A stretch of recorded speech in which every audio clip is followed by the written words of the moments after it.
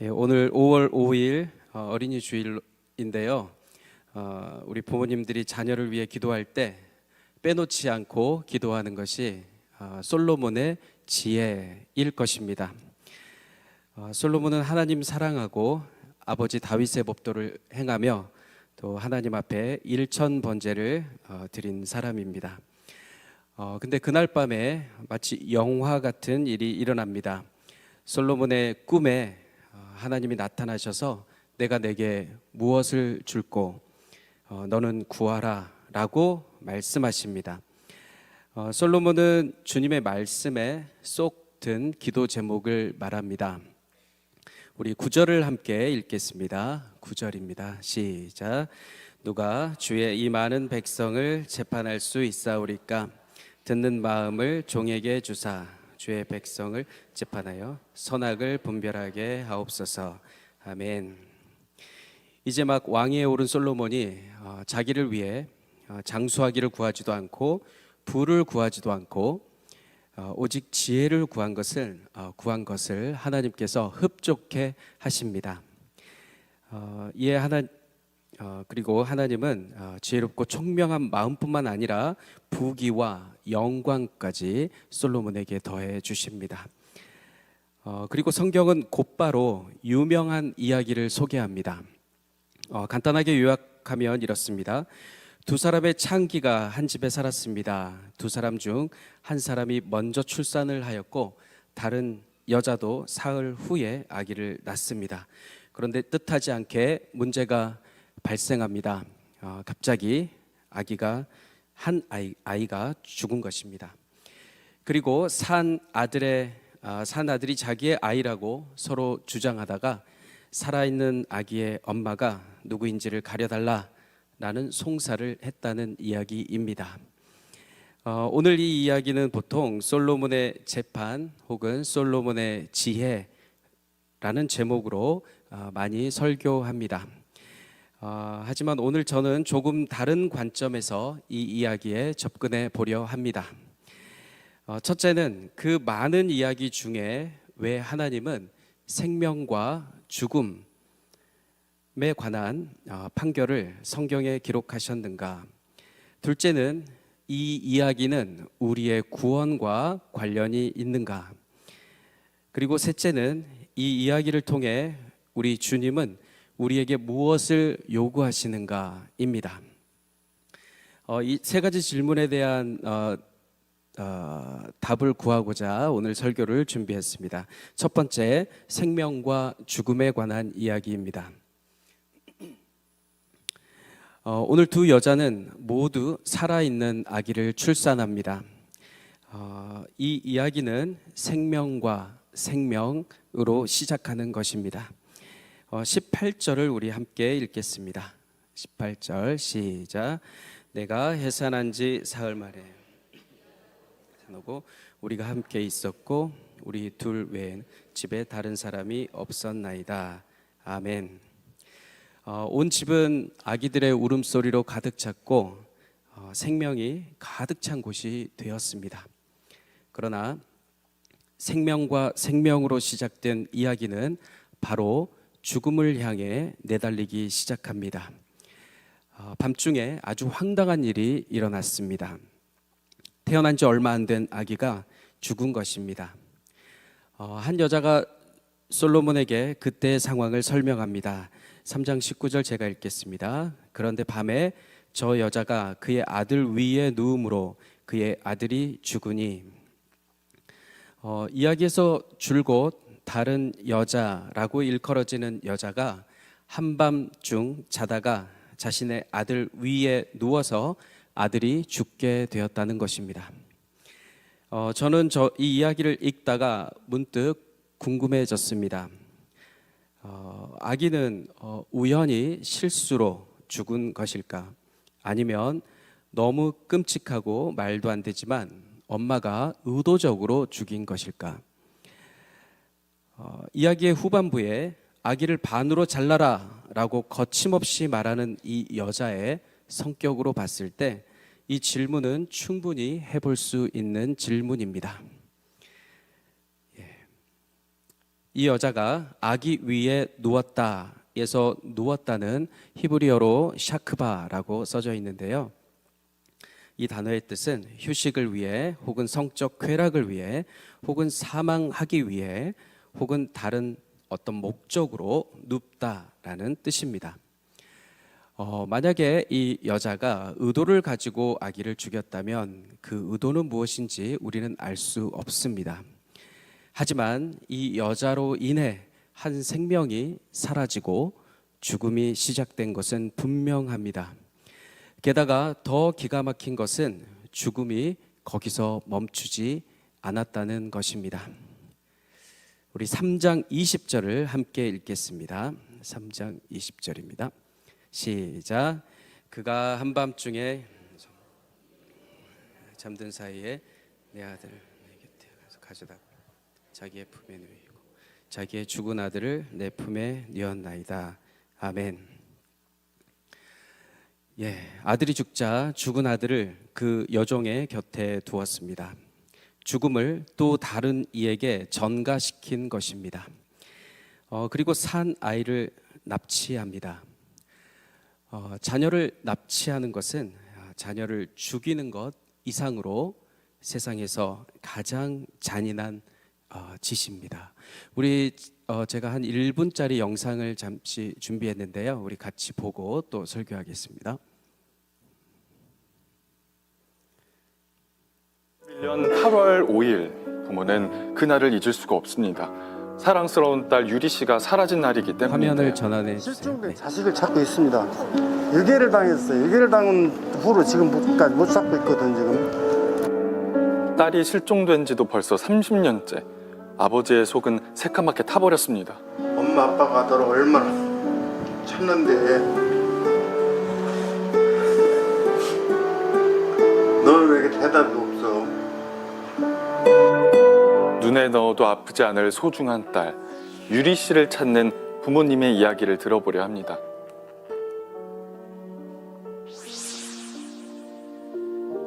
매일 아침 딸을 찾기 위해 실종 전단지를 들고 거리로 나선다는 아버지.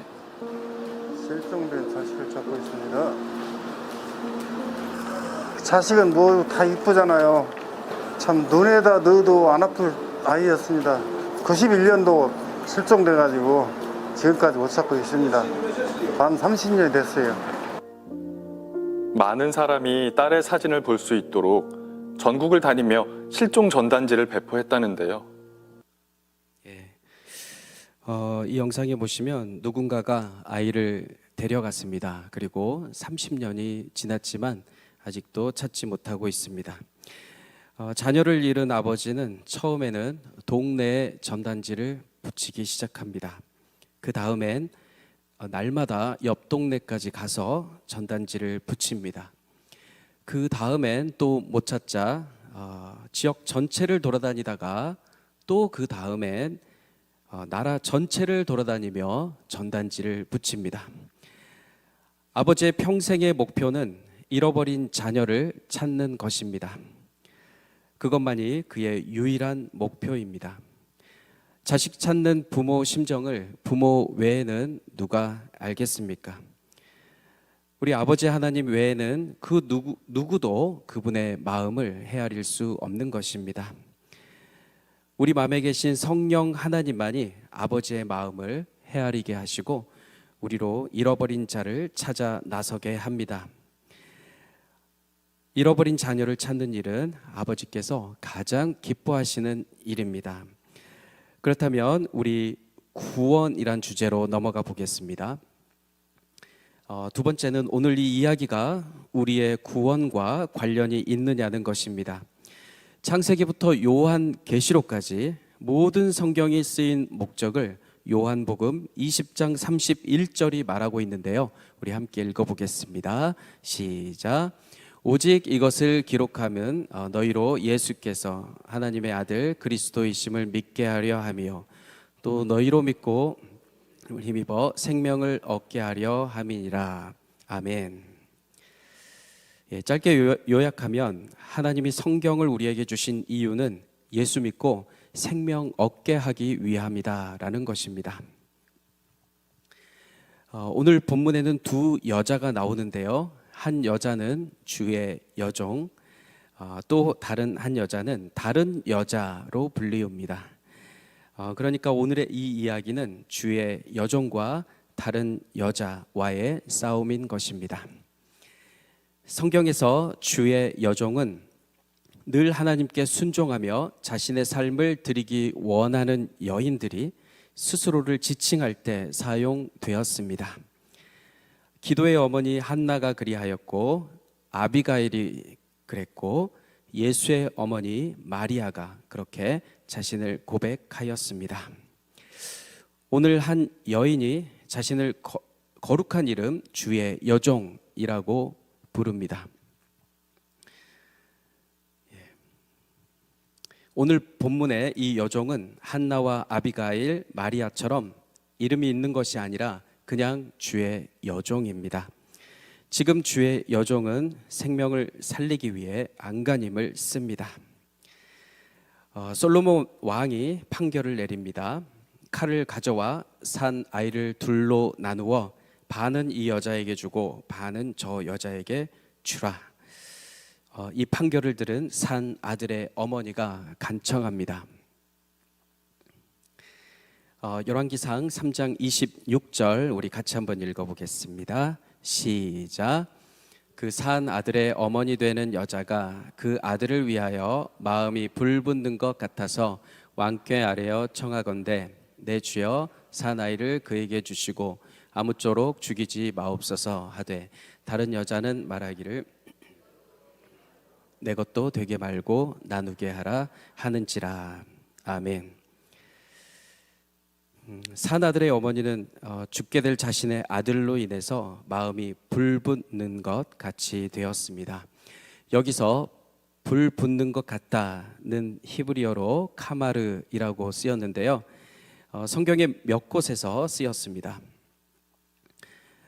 먼저 요셉이 그의 동생을 만났을 때 그 사랑하는 마음이 어떠했는지 나타낼 때 쓰였는데요. 이렇게 쓰여 있습니다.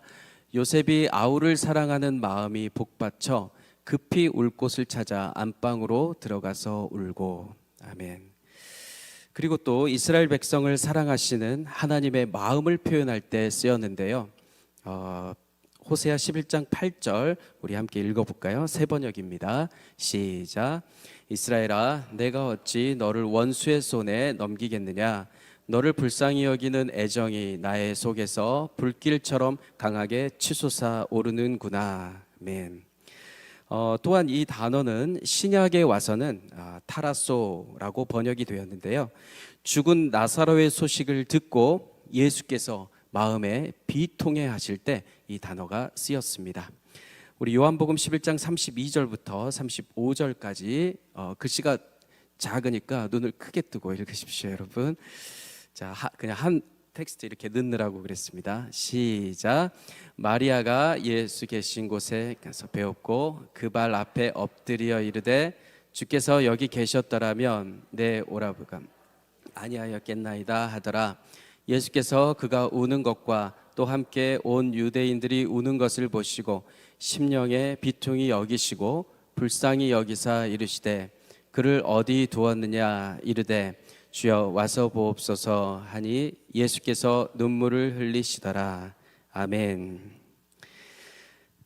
오늘 아이를 살리고자 하는 어머니의 마음이 아우를 만난 요셉처럼 복받쳐 오르고 자녀를 사랑하는 하나님의 마음처럼 불길처럼 강하게 치솟아 오릅니다. 또한 어머니의 마음은 이 땅에 오셔서 그의 백성들의 우는 모습을 보시고 심령에 비통해 하시는 예수처럼 비통에 젖어 있습니다. 그런데 다른 여자는 어떻습니까? 3장 16절에 다른 여자는 말하기를 내 것도 되게 말고 네 것도 되게 말고 나누게 하라 하는지라. 칼로 반을 갈라 죽여서 내 것이 안 되면 네 것도 되지 못하게 하겠다는 것입니다. 이 얼마나 악하고 악랄합니까? 오늘 다른 여자의 납치 사건은 뱀의 습관을 따라한 대단히 못됐고 또 악한 행동입니다. 사랑하는 성도 여러분, 사실 여기 모인 우리 또한 사탄에게 납치된 적이 있었습니다. 그는 처음부터 살인한 자요 거짓말장이라고 성경에 그가 어떤 인물 그 사탄이 어떤 자인지 나와 있습니다. 에덴 동산에서 사탄은 교묘하게 하와를 속이고 우리를 죄에 빠지게 했습니다. 창세기 2장 17절은 이렇게 말합니다. 같이 읽겠습니다. 시작. 선악을 알게 하는 나무의 열매는 먹지 말라. 내가 먹는 날에는 반드시 죽으리라 하시니라. 아멘. 어떤 권사님께서 저한테 성경을 어떻게 이렇게 많이 잘 찾냐 그러시더라고요. 다 컴퓨터에서 찾는 거니까 금방 찾는다는 점 알려드립니다. 어렵지 않습니다. 예, 컴퓨터로 찾았고요. 하와가 이제 죄에 빠졌는데요. 여기서 잠시 영어 성경에는 이렇게 나와 있어요. ESV 성경과 NASB 성경은 in the day 그날 안에 그리고 on the day 그 날에 이렇게 번역이 되어 있습니다. 선악과를 먹은 그날 죽는 것입니다. 죄에 빠진 그날 바로 죽는 것입니다. 하지만 하나님은 그날 죄를 지어 하나님의 낯을 피해 숨어 있는 아담과 하와에게 찾아오십니다. 그날 죽어야 했고 그날 영원한 형벌을 받아야 마땅한데 일단 에덴에서 쫓아내십니다. 여기에는 놀라운 하나님의 사랑과 긍휼이 담겨 있습니다. 하나님이 아담과 하와를 에덴 동산에 그냥 두셨다면 죄를 지은 인간이 생명나무 열매를 먹고 영원히 살게 되는 것입니다. 다시 말해 죄를 가지고 영생하는 것입니다. 이것은 영원히 지옥에서 사는 것을 말합니다. 하나님은 그것을 막기 위해 그날 에덴 동산에서 쫓아내시면서 또 가죽 옷을 지어 입힙니다. 창세기 3장 21절을 우리 함께 읽겠습니다. 21절입니다. 시작. 여호와 하나님이 아담과 그의 아내를 위하여 가죽 옷을 지어 입히시니라. 아멘. 가죽 옷은 짐승을 잡아 죽여서 피를 흘려야 하는 것인데요. 이것은 예수 그리스도의 피 흘리심을 예표하는 것입니다. 에덴 동산에서 바로 죽을 우리였는데 하나님은 그 마음이 불붙는 것 같아서 가죽옷을 지어 입히신 후 에덴 동산에서 사탄이 지배하는 세상으로 우리를 내쫓으셨습니다. 그때로부터 이 세상의 시간은 이미 6,000년이 지났지만 에덴의 시간은 여전히 하나님의 마음이 있는 그날에 머물러 있습니다. 마음이 불붙는 아버지께서 아담과 하와를 살리기 위해 에덴에서 세상으로 우리를 옮긴 것처럼 오늘 산 아들의 어머니도 아들을 살리기 위해 다른 여자의 품에 아이를 두기를 간청하고 있습니다. 저는 오늘 말씀을 보면서 하나님 아버지의 마음을 보게 되었습니다. 오늘 본문에 주의 여종이 생명을 살릴 수만 있다면 자신의 아기를 다른 여자에게 두려고 하는 것처럼 우리 주님은 우리의 영혼을 살릴 수만 있다면 잠깐 우리를 이 사탄이 지배하는 세상의 한복판에 두시려 하는 것입니다. 오늘 솔로몬 앞에 선 다른 여자는 생명을 죽이고 또 죽이려고 애를 씁니다. 자기의 아들도 죽였고 남의 아들도 죽이려 하는 것입니다. 이에 대해서 요한복음은 이렇게 말합니다. 요한복음 10장 10절입니다. 우리 이것도 함께 읽게요. 시작. 도둑이 오는 것은 도둑질하고 죽이고 멸망시키려는 것뿐이요 내가 온 것은 양으로 생명을 얻게 하고 더 풍성히 얻게 하려는 것이라. 아멘. 사탄은 죽이고 멸망시키려 하지만 우리 예수님께서 이 땅에 오셔서 여기 모인 우리에게 새로운 생명을 주신 것입니다. 그렇다면 우리가 해야 할 일, 즉 우리의 미션은 무엇일까요?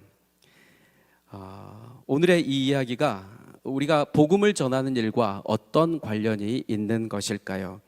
26절을 제가 읽어보겠습니다. 다른 여자는 말하기를 내 것도 되게 말고 내 것도 되게 말고 나누게 하라 하는지라.